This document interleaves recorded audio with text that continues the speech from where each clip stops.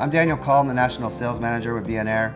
If you've ever demoed electric handpiece and thought it was too heavy or the head was too large, you were just using it incorrectly, and I'm going to show you why. We've really focused on balancing our handpieces, and the best way to illustrate that is with the air-driven handpiece that I've brought in, Prestige Blackline, and it's made of a carbon fiber body. It's the lightest weight handpiece ever made, and even though it's lightweight, you notice that if I grip it like I'm about to cut a tooth and I try to open my forefinger and my thumb, it will fall back, and the reason is because the center of gravity is all the way behind my wrist.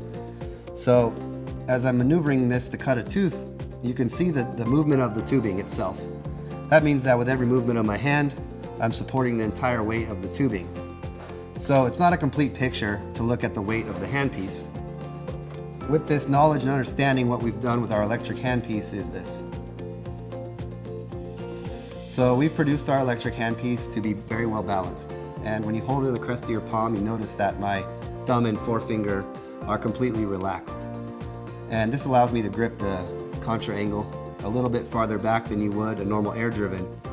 And the reason why dentists grip an air-driven very close to the neck of the head is, again, when you're exercising this paintbrushing technique, you need to have it very close to maneuver it because you're making repetitive strokes back and forth.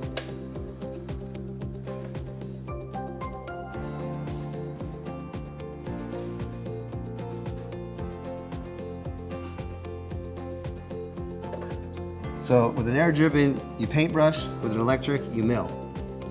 And what you do is you balance the handpiece in your hand, and instead of moving the burr over the tooth repetitively, what you're going to do is just insert the burr to depth. Once you've got your depth cut, then you just move it around in the margin.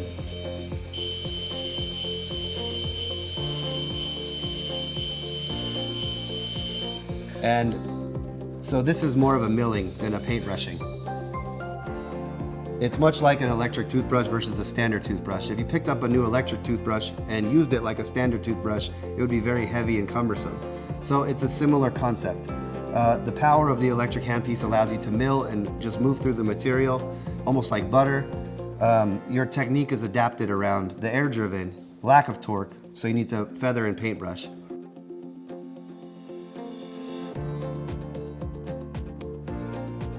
You'll notice that if you use an air-driven handpiece with a paintbrushing technique, the first thing you notice is that I need a lot of space to maneuver. So if I'm in the posterior of the mouth and I have to drag the burr across the tooth surface over and over repetitively, I need a lot of room to maneuver. Therefore, dentists gravitate towards small heads. But with an electric, again, if you observe the milling technique, even if you're in the posterior of the mouth, you're able to get into more tighter areas. Because now I can get in and I let the burr do the cutting.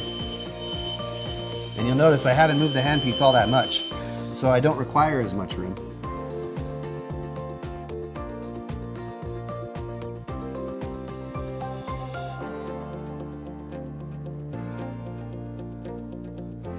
So from my experience, the objections of weight and head size are really unlocked with the key of the technique. The most important thing you're doing when you are demoing an electric handpiece is to be mindful of the technique and maybe take the instructions that I showed you today. And just to briefly review, first is to balance the contra angle and motor in your hand. It's going to be a little bit farther back. The second is just remember, even though it's in your muscle memory, you don't have to feather and paintbrush anymore. Go in and mill the tooth, reduce the material, and get out. Thank you very much for your time today. If you have interest in our products, we have an in-office demo program. You can sign up for that by going to our website, www.bienair.com.